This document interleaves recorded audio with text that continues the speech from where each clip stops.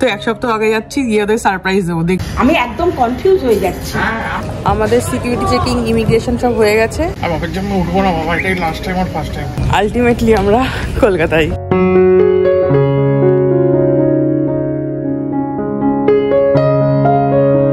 আজকে 9 নভেম্বর, আর আজকে আলটিমেটলি আমরা বাড়ি যাচ্ছি। তবে বাড়ির কেউ জানে না, সবাই জানে নেক্সট উইকে আমরা যাব।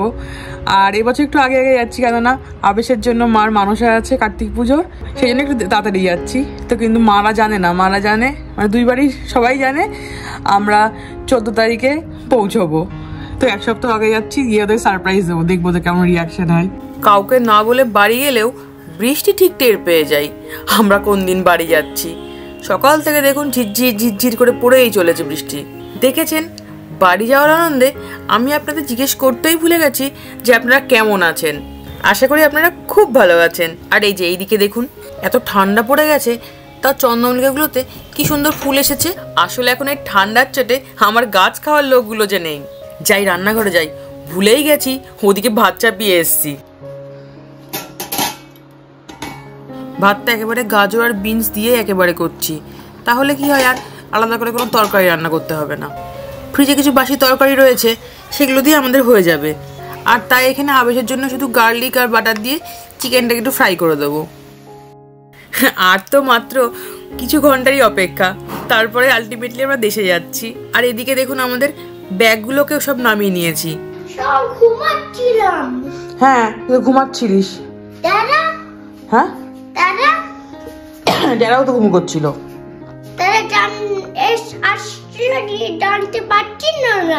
কি জানতে পারছিল না? জানতে পারছিল না? ও, তুই কোথায় যাবি এখন? ইন্ডিয়া। তুই কি যাবি? হ্যাঁ। তুই বরঞ্চ বাড়ি পাহারা দে, আমরা চলে যাই। আমার কাশি হচ্ছে, লবঙ্গটা খেতে হবে। আচ্ছা নেবো, তোমায় নেবো। খেয়ে নাও না সবগুলো। কটা আছে ঘন্টা মোট? তুমি হাফ খাও, আমি হাফ খাবো। তুমি দিন না, আমি তিনটে। ফ্রিজের ওজবাছেই কটা স্ট্রবেরি পড়েছিল, এখন কার পেটে যাবে সেই জন্য অপেক্ষা করছে। আর সকাল থেকে আমি একবার আশিসকে দিচ্ছি আর আশিস আমাকে দিচ্ছে, এই চলছে। আর এই যে কদিন থাকছি না, এদের পুরোপুরি দায়িত্ব আমার প্রতিবেশীর ঘাড়ে চাপানো আছে, ওরা এদের দেখভাল করবে। ওদিকে মনে হচ্ছে গাড়িটা চলে এসেছে। দাঁড়া, ওয়েট, তুই ওয়েট। আর কিছু আছে কি? এই লোকটা এত খুঁতখুঁতে আপনারা জানেন না, কোথাও যাওয়ার আগে 1000 বার বাড়ি চেক করবে।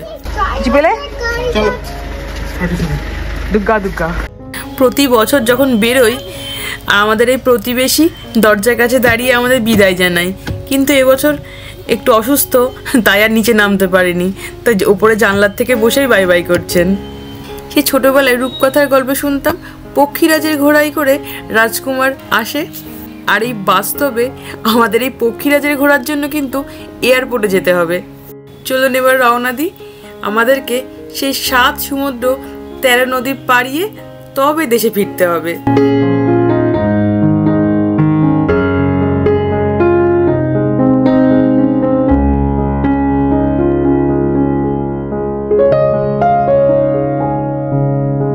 চল সোনা, চল। দিয়েছে কিছু?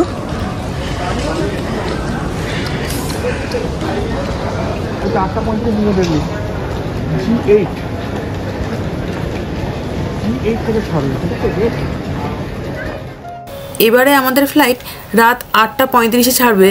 আর এসে দেখছি কাউন্টার খুলে দিয়েছে। যাক, বেশিক্ষণ অপেক্ষা করতে হয়নি। এমনিতে আমরা অনলাইন চেক ইন করেই আসি। আমাদের সিকিউরিটি চেকিং, ইমিগ্রেশন সব হয়ে গেছে। এখন আমরা একটু টুকটাক খাবো। আর জল নিয়ে আসিনি মানে জলটা যেহেতু সিকিউরিটি চেকিং ফেলে দেয়, আবেশের খুব জল তেষ্টা পেয়েছে।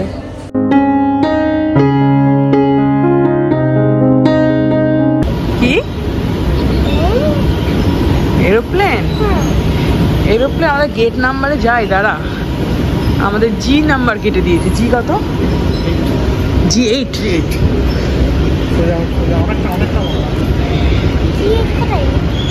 অনেক দূর বাবা, এখন টি মোটে। আমার পেছন দিকে যাচ্ছি।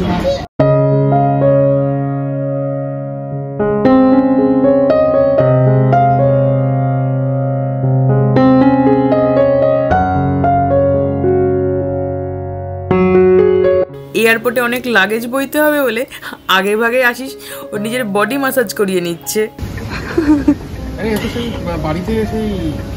দালাই মালাই হড়হড়ি কম্পন।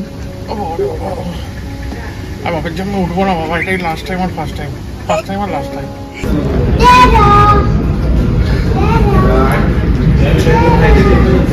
ওর বাবা গেছে টয়লেটে আর ও বাবা বাবা করে ডেকেই যাচ্ছে। কোথাও যাওয়ার থাকলে ও বাবা মাকে কাজ ছাড়া করে না। বোর্ডিং স্টার্ট হতে এখনও মোটামুটি 30-45 মিনিট মতো দেরি আছে, তাই ভাবলাম দেরি না করে এখানে আবেশে ডিনারটা করিয়ে নিই।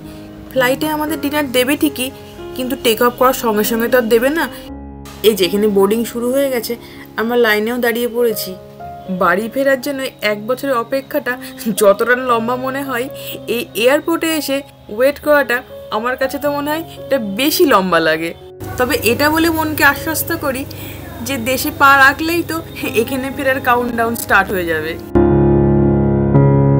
আমরা যবের থেকে আবেশকে বলেছি আমরা ইন্ডিয়া যাচ্ছি, তবের থেকে ওরা একটাই প্রশ্ন, আমি ইন্ডিয়া যাওয়ার সময় ফ্লাইটে কার্টুন দেখতে পাবো তো? আর আসার আগে তো স্কুলের টিচার ডক্টর যাকে পেরেছে তাকে বলে বেরিয়েছে আমি ফ্লাইটে শুধু কার্টুন দেখবো আর বসে বসে জুস খাবো।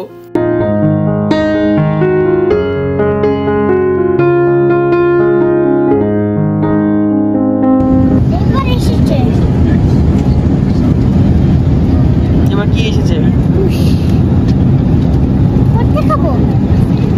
কি জিজ্ঞেস করবি?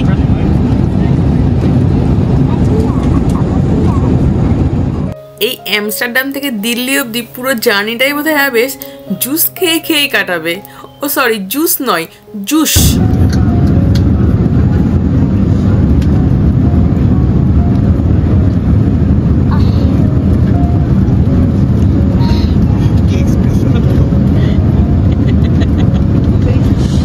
কত লোককে বলে আমি ফ্লাইটে যাবো জুস খাবো, শেষ বাবা।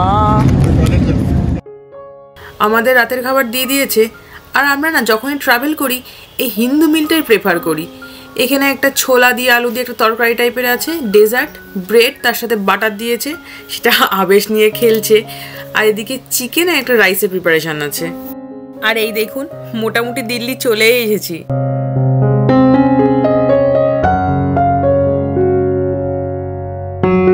অবশেষে দেশে পৌঁছলাম। আর কাল রাতে না আবেশ একদম ঘুমায়নি, সে 1 কি 1.5 ঘন্টা মতো ঘুমিয়েছে আর সারা রাত বকর বকর করেই গেছে। এই দিল্লিতেই আমাদের ইমিগ্রেশন হবে, আর এই ইমিগ্রেশনের জায়গায় দেখেছেন কি ভিড়। এখানেই তো আমাদের মনে হয় 2 ঘন্টা কেটে যাবে।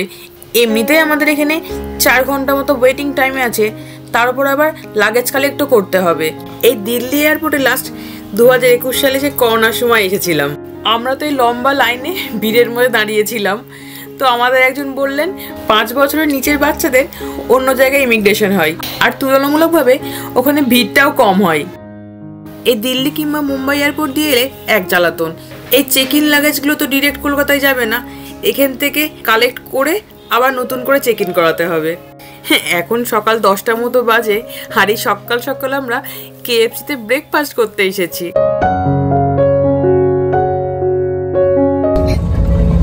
আমি ভিডিও করছি বাবা।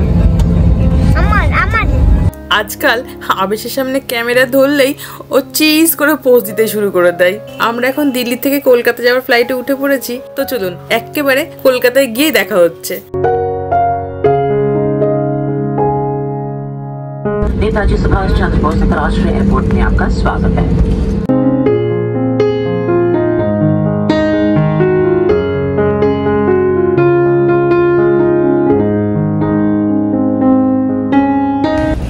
আলটিমেটলি আমরা কলকাতায়। এখানে ইমিগ্রেশনের ঝামেলা নেই, ব্যাগ কালেক্ট করে বেরিয়ে যাব। প্রতিবারই তো বাড়ির থেকে গাড়ি পাঠিয়ে দেয়, কিন্তু এবছর সারপ্রাইজ দেবে বলে সেই গাড়ির কথা তো আর বলতে পারিনি। আর এবছর তো আমাদের এমনিতে লাগেজও বেশি আছে, আর সেই জন্য 1 সপ্তাহ আগের থেকে একটা বড় গাড়ি বুক করেছিলাম। কিন্তু এখন সমস্যা হচ্ছে ড্রাইভার ফোন পিক করছে না। এবার শেষমেশ না গাড়ির জন্য বাড়িতেই ফোন করতে হয়। বেলটা বাজাবো, উঁকি মেরে দেখবে, দেখলে আমাদের আর সারপ্রাইজ থাকবে না। ওদের বাড়ি বেল বাজাবো। না না না না, ও ওটা করতে যাও না, বাড়াবাড়ি হয়ে যাবে।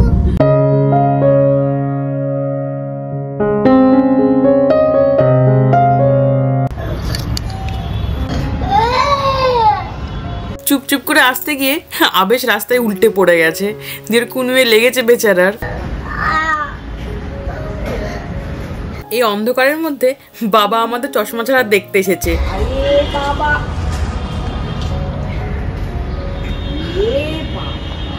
দরজাটা না খুলে সব উকি মেরে দেখে যাচ্ছে আমাদেরকে। আমি তো জানি চিনতে পারবে না, আমি তো জানি চিনতে পারবে না। লেগেছে লেগেছে, কার লেগেছে? ও পড়ে গেছে। কোথায়? এই তো এইখানটা হয়ে ইট খোয়ার মধ্যে।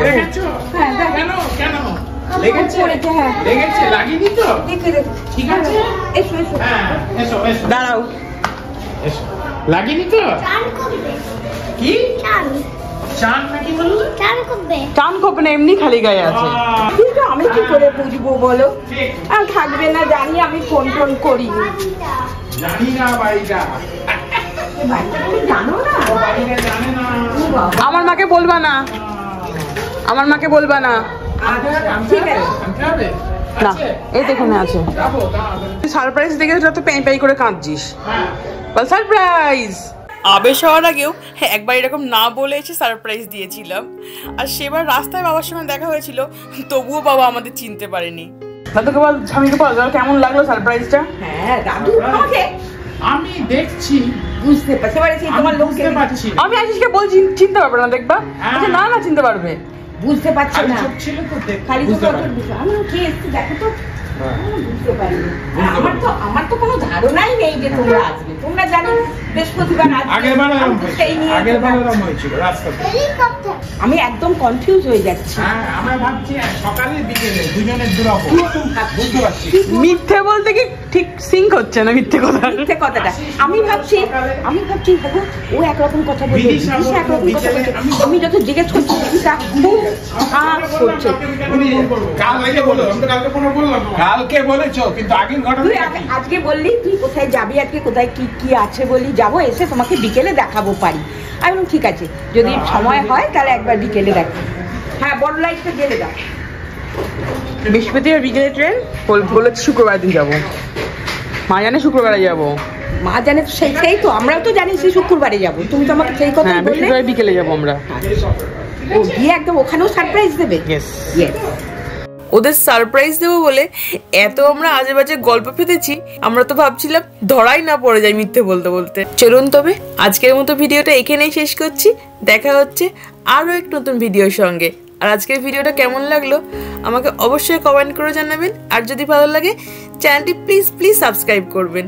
আজ তবে আসি, সবাই খুব ভালো থাকবেন, টাটা।